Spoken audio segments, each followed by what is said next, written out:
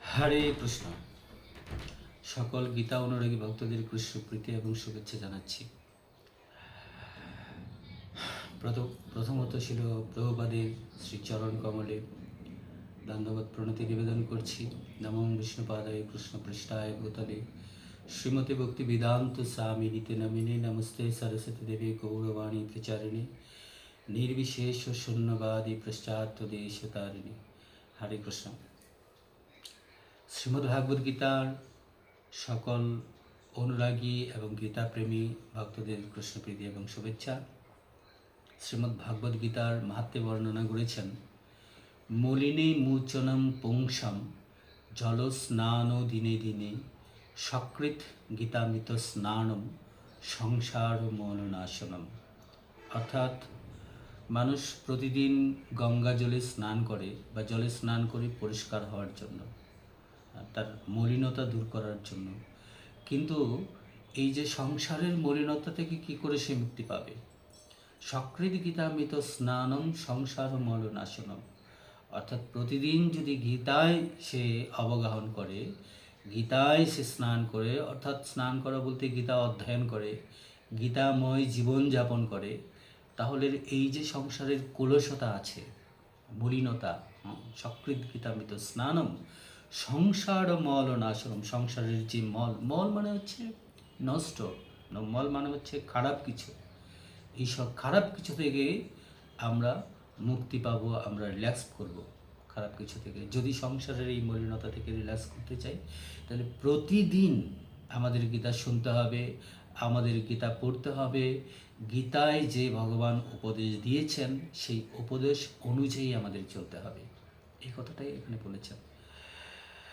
তো আমরা শ্রীমদ্ ভাগবত গীতা পড়ছি, 17 অধ্যায়ে এসছি, যেখানে শ্রদ্ধা, তো এই 3 প্রকার শ্রদ্ধার কথা বর্ণনা করা হয়েছে।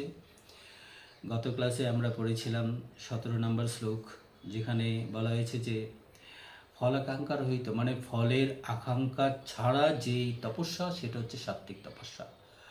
আমি তপস্যা করছি সেটা হচ্ছে ভগবানকে সন্তুষ্ট করার জন্য।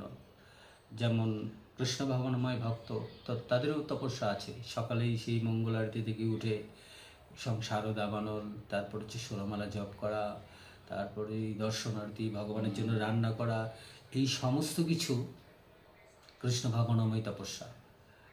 এর বিপরীতে এরা কোনো কিছু আশা করে না। এর বিপরীতে কোনো কিছুই এরা আশা করে না। সেগুলো হচ্ছে সাত্ত্বিক তপস্যা। আজকে আমরা পড়ব যে রাজসিক তপস্যা কি। রাজসিক মানেই হচ্ছে যে ইন্দ্রিয় তর্পণ, ভোগ বাঞ্ছা। 18 নম্বর শ্লোকে বলছেন, সৎকারমান পূজার্থম তপোদম্বেন চ এব যৎ ক্রিয়তে তৎ ইহ প্রোক্তম রাজসম চলম অব্রবম। অর্থাৎ শিল প্রভুপাদ অনুবাদে বলছেন, শ্রদ্ধা, সম্মান ও পূজা লাভের আশায় দম্ভ সহকারে যে তপস্যা করা হয় তাকে এই জগতে অনিত্য ও অনিশ্চিত রাজসিক তপস্যা বলে। অনিত্য কথাটার মানে হচ্ছে এটা স্থায়ী না, অনিশ্চিত, তার কোনো নিশ্চয়তা নেই তপস্যার। আমাদের সমাজে এমন অনেক বুড়ফুক গুরু দেখি যাদের কিছুদিন পরে তাদের বায়োডাটা বেরিয়ে যায়। হ্যাঁ, এখানে এমুক করেছে, ওখানে তমুক করেছে, তাকে ধরে ঘন পটিনে দেওয়া হয়েছে, এবং তারা এগুলোকে আর কিছু তন্তমন্ত কেন করেন, এখানেই সেই কথাটা বর্ণনা করা হয়েছে। শিল প্রভুপাদ বলছেন যে অনেক সময় তপস্যার আচরণ করা হয় মানুষকে আকৃষ্ট করার জন্য। সে দেখাচ্ছে অনেক বড় তপস্বী, মাটির নিচে পুরো শরীর গেড়ে মাথা উপর দিয়ে তাকিয়েছে বা এক পায়ে দাঁড়িয়ে আছে, অনেক বড় তপস্বী।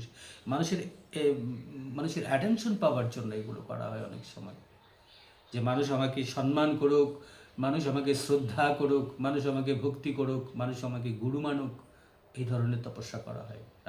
মানে নিজের ইন্দ্রিয় তর্পণকে সঠিক রাখবো, ইন্দ্রিয় তর্পণ করব এবং মানুষকে দেখাবো যে আমি কত বড় তপস্বী। হ্যাঁ, ক্রিয়তে দহিত পোক্তম রাজসম চলম, এই ধরনের তপস্যাকে বলছেন চলম, মানে অনিত্য। তারা এগুলো করে থাকেন, অনুষ্ঠান করে থাকেন তারা। এই জগতে তারা এই অনিত্য তপস্যার অনুষ্ঠান করে থাকেন, যেগুলোর কোনো ভ্যালুয়েশন অ্যাকচুয়ালি নাই। সেই ধরনের তপস্যার কথা অর্জুনকে ভগবান বলছেন যে অনেক তপস্যা আছে। শ্রদ্ধা যে 3 প্রকারের শ্রদ্ধা হতে পারে, সেটা ভগবান এখানে বিশ্লেষণ করছেন। গীতাতে এমন কিছু ইনস্ট্রাকশন আমাদের দিয়েছেন ভগবান, যা অন্য কোনো শাস্ত্রে আপনি পাবেন না। বরঞ্চ অন্য কোনো শাস্ত্রে, অন্য সমস্ত শাস্ত্রে যা আছে তা সব আছে শ্রীমদ্ ভাগবত গীতাতে। শ্রীমদ্ ভাগবত গীতা কে বলা হয় সূত্র। আমরা যেমন আগে ছোটোবেলায় সূত্র করেছি না, অ্যালজেব্রা করেছে, a+b² = a²+2b+b²। এই যে অ্যালজেব্রা সূত্র, সেটা প্রয়োগ করে অনেক সলিউশন আমরা বের করেছি এই সূত্রগুলো প্রয়োগ করে। তো গীতার যে সূত্র, ভক্তির সলিউশন বের করতে হলে গীতার শ্লোক প্রয়োগ করে, অর্থাৎ গীতার সূত্র যে ভগবান দিয়েছেন সেই সূত্র আমাদের প্রয়োগ করতে হবে। এই যে তপস্যার কথা বলা হয়েছে, অত্যন্ত সুন্দর করে শিলা প্রভুপাদ বলছেন, এবং অন্যের কাছ থেকে তারা সম্মান, শ্রদ্ধা এবং পূজা লাভের জন্য এই তপস্যাগুলো তারা করে। অন্যের শ্রদ্ধা, সব পূজা। রাজসিক মানুষের কাজ হচ্ছে তাদের যে অধনস্থ আছে, অর্থাৎ যারা তাকে গুরু বলে মানে, তাদের কাছ থেকে অনেক বড় অ্যাটেনশন নেবে, তাদের কাছ থেকে তারা অর্থ উপার্জন করবে, তাদের কাছ থেকে তারা নিজেদের অভিষেক করা, পাদধূত করাবে, তাদের কাছ থেকে ভালো ভোজন পাওয়ার আশা করবে, তারা যেন তাকে সম্মান করে, তারা যেন তাকে শ্রদ্ধা করে। এই ধরনের তপস্যা তারা করে থাকে। তারা দেখায় আমাদের ভক্তদের মধ্যে অনেক আছেন, তাদের ইন্টেনশনটা হচ্ছে ভক্তি নয়, ইন্টেনশনটা এমন যে নিজের ইন্দ্রিয় তর্পণ কী করে করব। আমাদের ভক্তদের মধ্যে এমন অনেক আছে, ভক্তি করে করে বাড়ি গাড়ি বানিয়ে একদম শেষ, এটাই তাদের ইন্টেনশন। কেউ 3 তলা বাড়ি বানিয়েছে, কেউ বাড়ি করেছে, কেউ গাড়ি করেছে, কেউ ব্যবসায় ভক্তদের নিয়ে অনেকই করছেন। তো এই ধরনের তপস্যাকেও রাজসিক তপস্যাই বলা হয়। যা কিছু ভগবানের জন্য নয়, নিজের ইন্দ্রিয় তর্পণের জন্য, যা কিছু ভগবানকে সন্তুষ্ট করার জন্য নয়। তপস্যার কাজ হচ্ছে তার ইষ্ট দেবতাকে সন্তুষ্ট করা। তপস্যার কাজ এই নয় নিজের ইন্দ্রিয় তর্পণ করা। এবং ইন্দ্রিয় তর্পণ করার যেই তপস্যাগুলো আমরা দেখি আমাদের সমাজে অনেক আছে, তাদের দিয়ে পা ধোয়ানো ছিল, প্রভুপাদ এখানে বলছেন।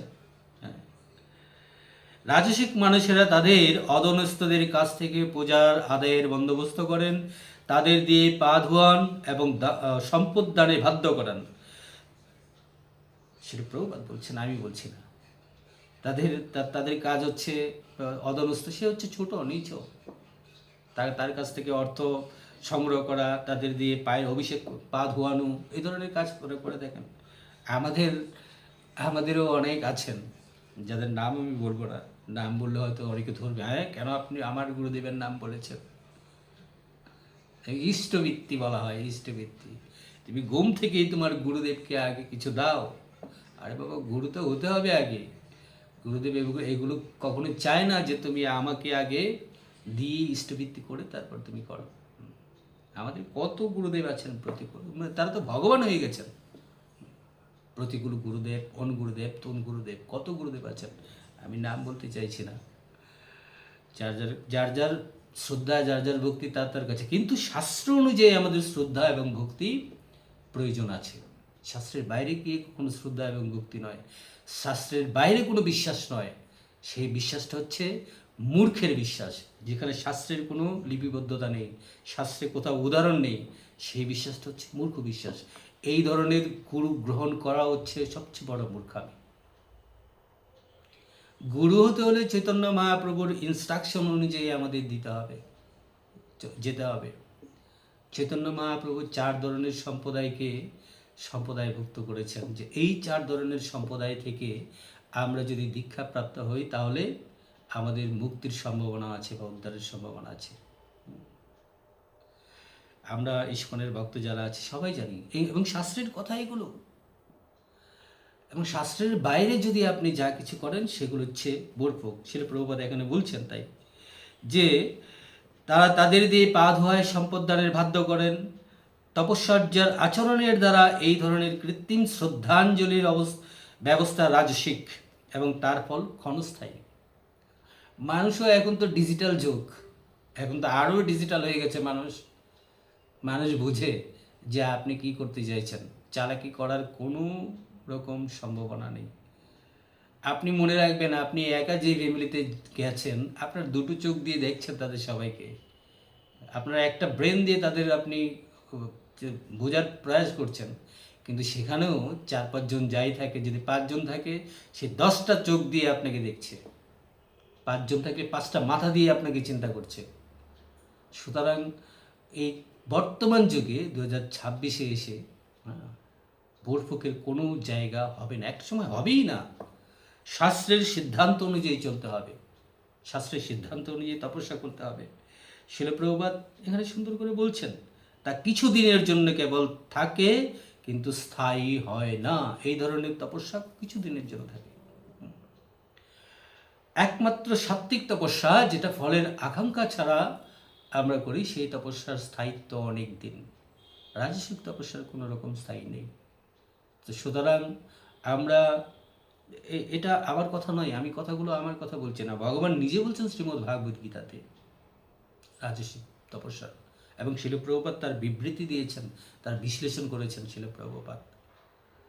তো সুতরাং আমরা যদি তপস্যা করতে হয়, শাস্ত্রের নির্দেশ অনুযায়ী আমাকে তপস্যা করতে হবে, সঠিকভাবে গুরু ধরতে হবে, কৃষ্ণ ভাবনাময় হতে হবে, তাহলেই সঠিকভাবে তপস্যা করব। হরে কৃষ্ণ। বাঞ্ছাকল্পতরুভ্যশ্চ কৃপা সিন্ধুভ্যেব চ পতিতানাং পাবনেভ্যো বৈষ্ণবেভ্যো নমো নমঃ।